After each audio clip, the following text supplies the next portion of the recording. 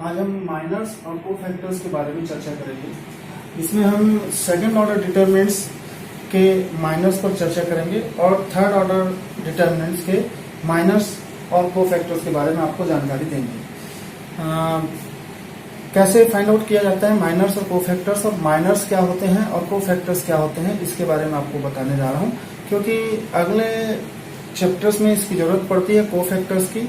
इसलिए आप कोफैक्टर्स को बहुत ही ध्यानपूर्वक समझेंगे और उसे निकालना भी सीखेंगे, ऐसा मैं उम्मीद करता हूँ आप लोगों से। तो यहाँ पर हम चालू कर रहे हैं। अगर आपके पास यहाँ पर पहला टॉपिक आ रहा है माइनर्स।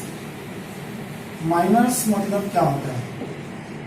माइनर्स मतलब जैसे हमारे पास एक बड़ा सा सारणिक दिया गया है, एक बड़ा डिटरमिनेंट दिया गया है और उसका एक छोटा सा हिस्सा उसका माइनर कहलाता है। माइनर मतलब छोटा सा पार्ट, उसी को हम लोग हिंदी में उप सारणिक भी कहते हैं। उसी को हम लोग क्या कहते हैं? उप सारणिक। सारणिक का छोटा भाग उप सारणिक कहलाता है। सारणिक का छोटा भाग उप सारणिक कहलाता है।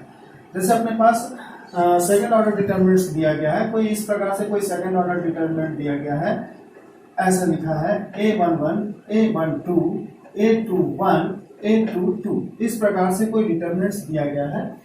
ये सेकेंड ऑर्डर डिटरमिनेंट है क्योंकि इसमें 2 रो और 2 कॉलम हैं। तो इसके जो एलिमेंट्स हैं, इसको हम एलिमेंट या कॉन्स्टिट्यूएंट बोलते हैं। एलिमेंट्स, प्रत्येक एलिमेंट का हम उप सारणिक निकाल सकते हैं। प्रत्येक एलिमेंट का उप सारणिक हम निकाल सकते हैं। इसको चूंकि इसका पहला लेटर M है और इसको माइनर बोला जाता है, तो इसको माइनर ऑफ ऐसा लिखते हैं, माइनर ऑफ A11, जिसे हम लोग M11 से डिनोट करेंगे, जिसे हम लोग किससे डिनोट करेंगे? M11, ठीक है, डिनोटिंग बाई M11 ये होता है। और ये जो एलिमेंट है जिस रो और कॉलम में होगा उसको दबाकर छोड़ दिया जाएगा और जो बचेगा उसे हमको लिखना पड़ेगा। और चूंकि इस यहां पर आया A22, तो इसका माइनर हो जाएगा A22। इसी प्रकार से आप ऐसा सेकेंड एलिमेंट का भी निकाल सकते हैं। सारे एलिमेंट्स का हम माइनर निकाल सकते हैं। Minor of A12, this is M12। M12 is equal to कितना हो जाएगा यहाँ पर? तो आप ये वाला एलिमेंट M12 होगा तो A21।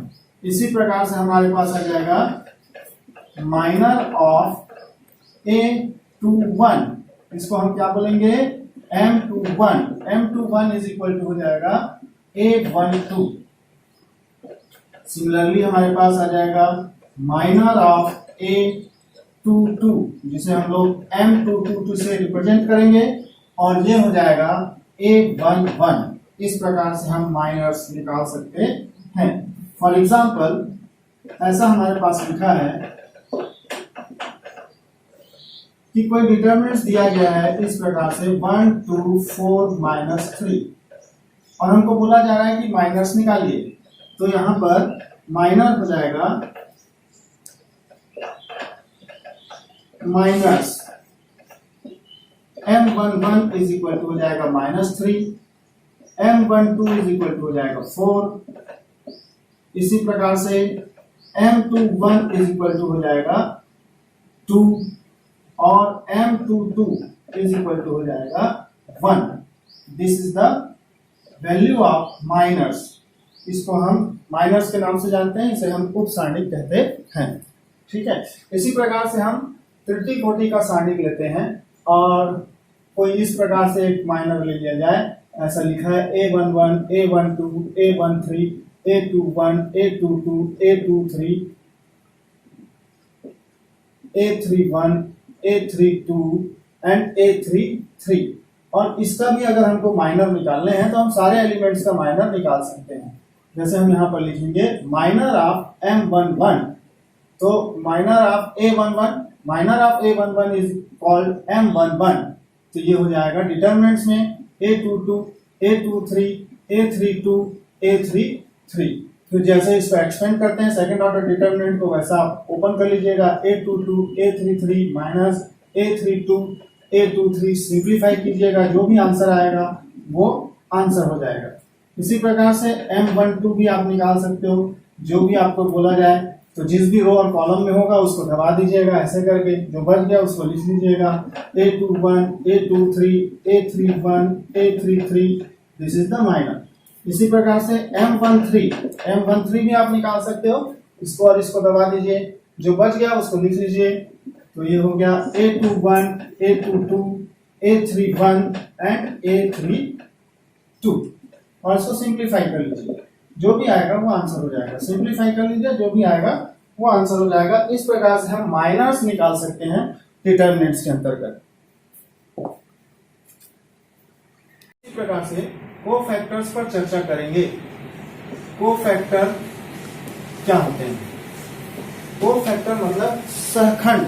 कोफैक्टर मतलब सहखंड, इसको हम लोग हिंदी में सहखंड बोलते हैं, अंग्रेजी में बोलते हैं कोफैक्टर। कोफैक्टर का पहला लेटर क्या है? सी है, तो इसको जब हम डिनोट करेंगे तो C11, C12, जैसे इसको M11, M12, M3 से कर रहे हैं, इसी प्रकार से इसको C11, C12, C13, या फिर हम A11, capital A11, capital A12, capital A13, ये दो चीजें यूज की जाती हैं मैथमेटिक्स में, और इसी प्रकार से मैथ्स की सभी किताबों में मिलता भी है। ठीक है, तो यहाँ पर हम चालू करते हैं। कोफैक्टर अगर हमको निकालना है तो यहाँ पर ऐसा लिखा है, अगर सेकंड ऑर्डर डिटर्मिनेंट है A11, A12, A21, A22, इस प्रकार से कोई हमारे पास सेकंड ऑर्डर डिटर्मिनेंट है, और हमको ये बोला गया कि जब कोफैक्टर निकालते हैं तो हमको एक चीज का ध्यान देना है, माइनर और कोफैक्टर में सिर्फ एक चीज का ध्यान देना है कि यहाँ पर कोई साइन नहीं दिया जाता है, यहाँ पर कोई भी साइन नहीं रहता है, जो भी आता है वो लिख दिया जाता है। लेकिन जब हम यहाँ पर आते हैं कोफैक्टर में, तो ये एलिमेंट किसमें ओपन होता है वो साइन यहाँ पर देना कंपलसरी है। जिसमें ओपन होता है वो साइन देना जरूरी है।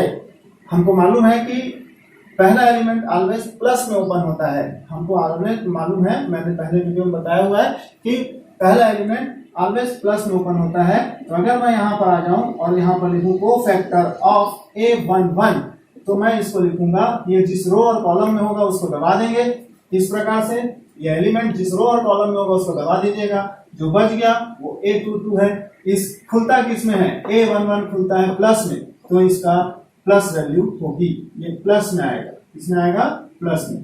सिमिलरली, या इसको अपन क्या बोलेंगे? A11 या C11 ऐसा डिनोट करेंगे। इसी प्रकार से हम यहाँ पर कोफैक्टर ऑफ A12 ऐसा निकालेंगे, तो ये हो जाएगा C12, खुलता किसमें है? माइनस में, तो यहाँ माइनस आ जाएगा A21। इसी प्रकार से आपके पास होगा कोफैक्टर ऑफ, इसका आपको निकालना है A21, ये हो जाएगा C21। C21 खुलता है माइनस में, तो माइनस के साथ आपके पास आ जाएगा A12।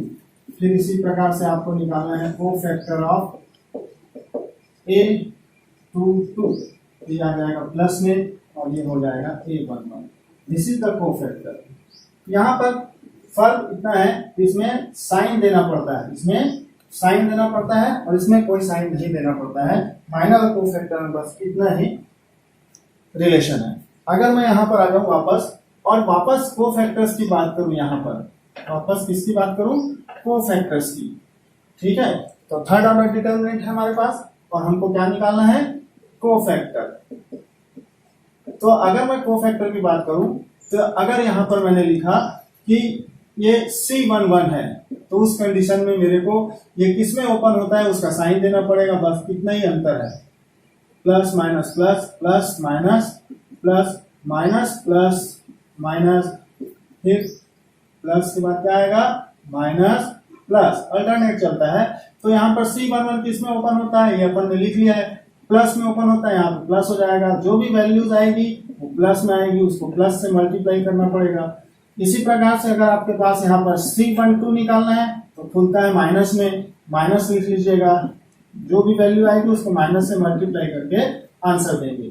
इसी प्रकार से अगर आपके पास ये पूरी वैल्यूज को अगर हम सॉल्व करते हैं तो जो आएगी वो वैल्यूज हमको सॉल्व करने के बाद उसको माइनस से मल्टीप्लाई करके लिखना पड़ेगा। फर्क बस इतना है, क्या देना है? प्लस और माइनस का साइन। इस प्रकार से हमारा ये कोफैक्टर कंप्लीट होता है। माइनस और कोफैक्टर्स कैसे निकाले जाते हैं, ठीक है। अब यहाँ पर मैं एक एग्जांपल लेके आपको क्लियर करना चाहूंगा कि अगर हमारे पास कोई माइनर्स दिया हुआ है तो हम कैसे निकालेंगे माइनर्स। अगर माइनर्स और कोफैक्टर्स, माइनर्स तो मैंने सिखा दिया कि कैसे निकालेंगे। कोफैक्टर्स की चर्चा करता हूँ। कोफैक्टर्स के लिए अगर मेरे पास कोई एग्जांपल दिया हुआ है इस प्रकार से, छोटा सा एग्जांपल ले लेते हैं, 1 2 1 3 2 1 1 2 3, ऐसा हमारे पास लिखा है। इसका माइनर्स निकालिए बोला जा रहा है, या कोफैक्टर निकालिए। माइनर्स तो निकाल चुके हैं, तो अगर हम यहाँ पर आते हैं कोफैक्टर्स, कोफैक्टर ऑफ इस एलिमेंट का निकालना है 1 का, तो खुलता है प्लस में 2 1 2 3, ऐसा लिख लेंगे। इसको मल्टीप्लाई करेंगे 6 - 2 4, आंसर। इस प्रकार से हम कोफैक्टर देंगे। क्लियर है। फिर इसी प्रकार से हम आगे चलते हैं। अगर हमको 2 का निकालना है तो अपन यहाँ पर लिखेंगे कोफैक्टर ऑफ 2। कोफैक्टर ऑफ 2 अगर आप निकालने जाओगे तो जिस भी रो और कॉलम में होगा उसको दबा देंगे, जिस भी रो और कॉलम में होगा उसको दबा देंगे, जो बचेगा उसको लिख लेंगे। खुलता है माइनस में, वो साइन लगा लेंगे 3 1 1 3, तो है माइनस साइन के साथ कितना 9 - 1, तो हो गया -8।